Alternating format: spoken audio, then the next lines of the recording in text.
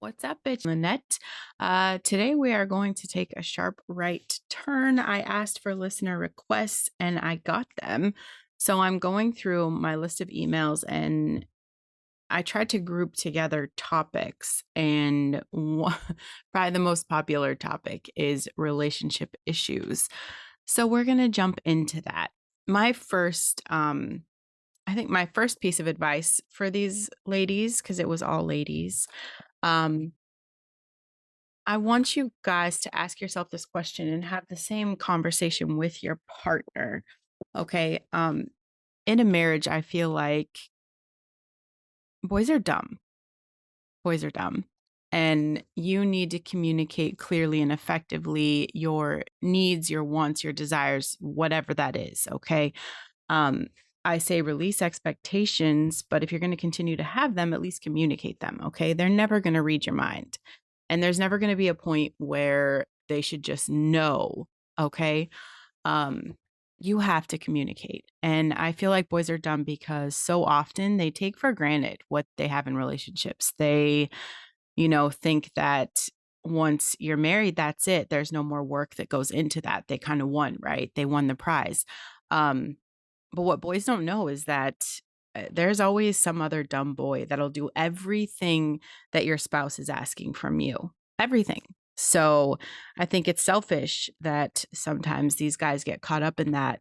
And I'm not making excuses for your partners. I'm saying that you need to communicate clearly and effectively. And once you set your boundaries, um, it's just one of those questions of like, look, if you're not willing to love me at the level, I desire to be loved, then walk away from that. Release me, right? That's it. It's very selfish to keep someone when, you know, you don't want to love them to their potential, when you don't want to commit to their happiness, their desires. So I want you guys to ask yourselves this question. Anyone that's listening, feel free to ask yourselves and have this conversation with your spouse. Um, Ask yourself what you bring to your partner's life. It's something that I have focused on. I used to have the perspective of like, he's not doing enough for me. He's not loving me. I just had the wrong perspective of looking at everything that I wasn't getting, everything that, wasn't working, instead of looking at the reasons, you know, why I was with him, what he did, what he brought to the table. And now I take a lot of pride in knowing, did I do my best, this week, today in this relationship? Um, because at the end of the day, we don't know what other people are going to decide. And I never want to have any regrets. So I give my all 100%. And I think any relationship, that's what it should be, is giving your all 100%. Um, Guys don't really do this. And girls are, giving the clues and the hints and all these things. And they wake up one day and they want a divorce and the guy's blindsided. What? I don't understand why you're doing this, right? And they freak out, but they just don't get the little clues. Um, and the same thing, like a guy could wake up and change his mind. I've been through that experience. So I have prepared myself to have no regrets. I know, you know, if I'm being the best spouse possible, I guarantee that my presence in my husband's life it matters. And if I wasn't there, that would mean something to him, because I am committed. I am, I do go out of my way to do different things for him, things that I know would make his life a little easier, things that I'm constantly thinking about him. Are you thinking about your partner? Do you think about them? Do you, give up some of your comfort, some of your, are you selfish or are you selfless? Okay. Because I think that what makes me confident in being selfless when it comes to him is that I take care of myself.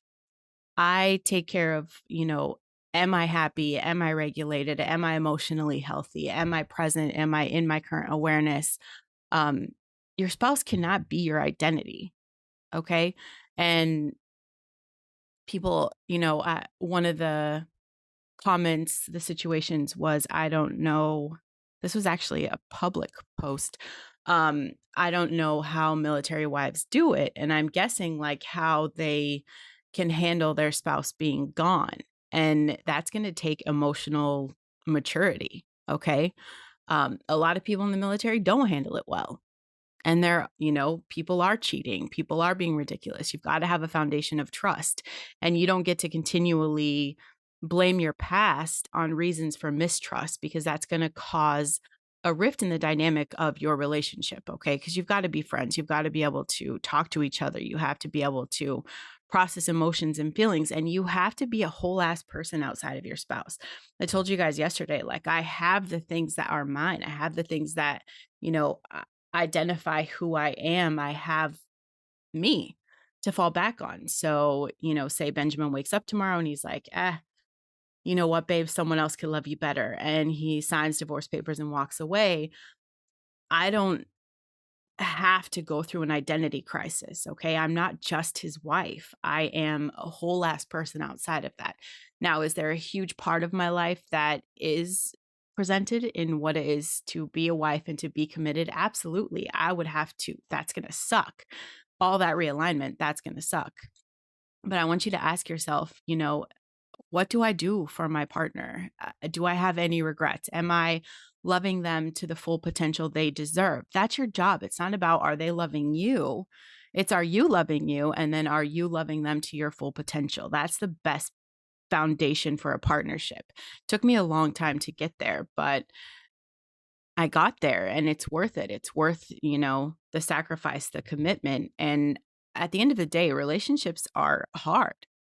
The beginning, yeah, it's the honeymoon period. That's a real thing. But relationships evolve, they grow, they go through shit. Um, if you ask my two oldest girls, my husband and I had a very toxic relationship. But if you ask my babies now, their question is, my 9-year-old the other day is like, how come you and dad never fight? And it kind of made me laugh because, like, you know, we never fight. Do we disagree? Abso-fucking-lutely. Do we get, stubborn in our beliefs and, whatever? Absolutely. But do we always find our way back to the present moment, to the things that matter? Absolutely. We have learned to communicate because our relationship has evolved. Okay. My husband has reached a level of maturity where feelings can be talked about. And he, has learned to be able to express, like, look, I just need more time with you, or whatever it is in the moment. There's a lot less explosions and a lot more communication. But life is going to continue to challenge you. Like, things are going to change. Things are looking different. Like, our whole dynamic has shifted. And how we handle this is going to determine, how successful we can continue to be. Your partner is not everything you need. I do, I'm watching one of my daughters in a relationship, and I see the signs of, that's her whole definition. That's her existence. There's not really a lot outside of that. And there's nothing I can say. There's nothing I can do. I can't, she's going to have to grow through it. That is her task. And as a parent, like, that shit can be hard to watch because you think, oh my God, they're wasting time. But every experience I've ever had, it was never a waste of time. It was a lesson or a blessing. And I think they can grow through this. I think they can grow into who they are for each other. But at the moment, it's her identity. Okay. She's a kid. She's a kid. She'll grow through it. You're a grown ass adult. Okay. Your partner being your entire identity, you have to get outside of that. Okay. You're going to drive yourself fucking crazy. And when we meet someone, we have this expectation that they're everything I need. And in the honeymoon period, boys are dumb and they show up as everything you need because they want to win you over or whatever. And then something happens once you're there, and these guys forget to get back to the basics. Like, what did you do when you first started dating? Because that's the shit that matters. That's the stuff that kept that person going. And the people that fail to do that end up having a dissolution of marriage. Okay. That's why the shit ends, because people are not committed to putting in that work.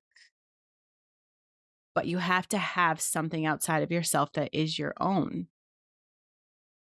You have to fill your cup before you can, absolutely give to anybody else. And that can only be an excuse for so long.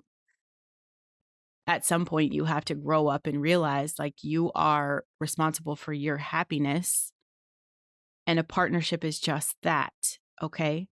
So a relationship isn't 50-50. It should be 100% giving 100%. And when it's not, then we're not complaining about that, because there are some days where I'm only an 80% partner. I do have that, communication of like, you have to have my back. And I've had to have that conversation. I've had to say, look, I need, this is what I need from you. I'm going through a tough time right now. This is what I need to feel supported. This is how you can help me. I don't ever expect him to read my mind and to understand that. Okay. Communication is so important. You have to learn to listen. And that's what I learned, to listen between the lines with what my husband would try to communicate. Um, as someone who was never comfortable talking about feelings and tapping into his emotional side, he spent years and decades just pushing that stuff down. Um, and yeah, it's uncomfortable for a minute. Absolutely. And did my husband gaslight me? Absolutely. Guys will try to do this. They will try to say, like, you're just too emotional. They put this back on you. Um, but we've grown through that. I was able to step back and, give it the patience and grace to realize he's new at this. Okay. You guys are here at this point in your lives in this relationship for the first time. This is the first day you've experienced this thing. This is the first day that we're waking up with, these 4 kids and the things that they're choosing to do today. It's not like we have a play by play to be able to decide what's coming and how to handle that. So communication is absolutely more important. And you've got to be strong in your boundaries to know that this communication needs to happen no matter how awkward or uncomfortable it is at first. And you can't take it personal if this person starts to, react or lash out or blame you because this is your issue and it's not their issue, because in a relationship, it belongs to both of you. Um, if you are struggling with trust, you're going to hold a lot of resentment. So, being someone who is trustworthy, then you don't have to go outside of that expectation from your partner. You treat people how you want to be treated. Does this work 100% of the time? Absolutely not, because there's just some fuckboys out there and you can't get past that. Um, you know, uh, Financial issues, you guys have to communicate. You have to communicate about what your goals and your expectations are, where you want to go, um, how you want to save, whatever that is, you've got to communicate. If not, one person is carrying the weight of everything, and then there's like a lot of resentment building up. Um, I do think it's important that, there's a division of labor. Guys, if you're not providing for your family 100%, if your wife has to work and in any aspect, whether she's working from home or she has an outside job, if she still has that other level of responsibility, I'm telling you right now, that house is not her responsibility. Absolutely, there should be a division. Fucking do something. You can't expect her, to handle 100% of everything at all times. And I know that was another one of the public conversations of like, I have to do everything. Well, don't enable the person, hand out tasks, make it clear what you need done. Maybe you need to sit down and set up a chore list. I mean, I've thought that sometimes, like, we just definitely need a chore list, and I say the comments. I say the comments of like, let's do chores or whatever. And guaranteed, if I'm home and I start doing stuff, he gets up to help. And I love that. If he's home and there's dishes in the sink and he's not busy, guess what he does? He does the dishes. Um, so it's important to divide that up, that you're both putting in the work. And what happens to the final big comment after I group these all together is how to deal with all of the routine. You guys have to set goals. If you don't have a future that's compelling, if you don't have something that you're working for, no matter how small, okay? Maybe it's motorcycle pipes or maybe it's the dream house, whatever that is, okay? You've got to set the goal, have something that you're working towards. Everybody falls into this routine. and you take that for granted. You think that because, 20 years ago you said, I love you, and you married someone, that was all you had to do. And they should just know forever that you're loved. I married you. Isn't that enough? That's never enough. There has to be that, every day making it intentional, an intentional choice of like, this is my person. This is who I choose. So if you can answer the question of like, you know, would I be missed if I walked out on my husband right now? Would there be an impact? Absolutely. Absolutely. Because I do bring a level of love and peace and joy and, stability um, to his life. He would miss that. There's a lot of things I think, I know with full confidence I would make an impact. Would the same, like, what would I be missing in my life if my husband left? What would I be missing? That's a question for him to ask himself. Like, what would she be missing? What do I bring to the table that if I walked out, what would be the thing she's missing? And that's something that you and your partner should sit down and have a conversation about. Not only does that just having the conversation, it's practice, you guys. It's practice talking about your feelings. It's practice navigating your emotionals, your emotional well-being, your emotional maturity. And I think that's something that a lot of us struggle with. And you have to leave the past behind. That's a conscious choice. It's a conscious choice to drag that shit everywhere you go. So, you want to carry that weight, you're doing it to yourself. There is no magic button that just like releases the weight. You have to fucking choose to say, look, I'm going to quit dragging this around. So I'm either all in or you're 1 foot in, 1 foot out, and you're never going to get anywhere. If you're half-assing your relationships, if you're half-assing everything, you're lying to yourself. You're thinking that there's something to handle or to take, that's it. You're living in this constant state of I'm broken, I need fixed. Nobody can work with that. Nobody can work with that. And I guarantee it's going to cause a lot of friction. You are whole. You have everything you need inside of yourself. And whatever I can't handle, I hand that off to God. That is not my responsibility. That is not my worry. I can hand off the things I cannot handle. And everything else, it's just a matter of staying intentional in the present moment, giving the best. I have to love myself the most. Loving myself the most means I continue to do the things outside of being a mom, being a wife that are part of my identity. I have something outside of all of that. And I knew this awareness coming into, my kids graduating, my kids going to college, is that my whole definition for so long was that I'm a mom. That's what defined me. I don't know who I am outside of that. And as my youngest, she's 5 and growing and getting independent and all these things. I've never not had a baby for like 20 years. Okay. I'm freaking out, man. I'm freaking out.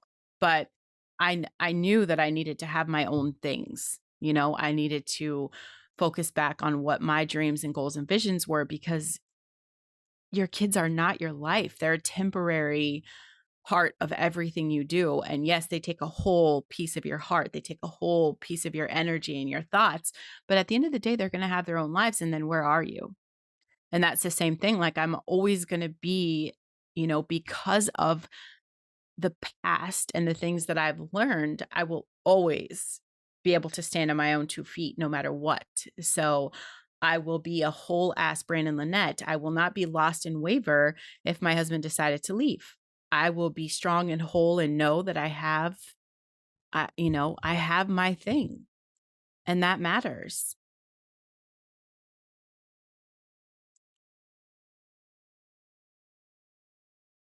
I don't know why my sound is going off. So, all right, you guys. I don't know if my headphone battery died or what's going on, but I don't think my sound is going to be the same. So I'm going to leave you guys with that. Okay. That was kind of a lot, and I get it. It's heavy, but you have to understand that the belief that a good relationship is easy 100% of the time, it's creating an unreasonable expectation. Okay. You have to expect challenges. You have to be willing to grow. You have to be willing to have tough conversations. You have to be willing to call each other out on the bullshit. Okay. You only give power to people that you choose. That's it. Are you, don't give your power away. Don't give your power away. No one gets to decide how you feel. No one gets to, decide what's important to you. No one but you. So stay strong in your core beliefs, stay strong in your core values. This is a lot of what this podcast talks about is, empowering yourself, that self-love, being independent, but absolutely unwavering in that unconditional love that you're reflecting on other people. Because the more that you can commit to this relationship with yourself, the easier it is to be in relationships with other people. That's coworkers, friends, boss, whatever that looks like for you, even with your kids. So make sure you guys are following me on YouTube. I've got TikTok is rolling. There's quite a few clips that get posted on TikTok every day. If you're not in my Listen Bitch Facebook group, jump in there. That's where I post the journal prompts every day because I know it's hard to stay committed to that, relationship with yourself, the communication. But this is how I have healed. This is how I have grown. It's how I've been able to see with a whole different perspective. Journaling is important. So jump into that Facebook group and then make sure you're signed up for emails at brandonlynette.com. I have some new things coming up. If you are a marketer, I know a lot of you guys are home-based business owners doing your damn thing. I might have some tools for you that are going to change the game. So make sure you're on my email list. I'm doing a little bit of research and shit today, and we'll get to that. We'll get to that soon enough. But I love you guys. Thank you for the listener request, honestly. And I know, you know, relationships are hard, babe. They're hard, especially if you're still trying to navigate the one with yourself. But don't take that shit for granted, And if you know that you can't commit to your partner 100%, um, sometimes letting them go is the best option, you know? That's it. It's a sad truth, and we deserve to live our best life, and that means we deserve to be loved the most. So if loving yourself means setting boundaries and walking away from something that doesn't serve you, then I'm all for it, okay? I love you guys. Have a great day.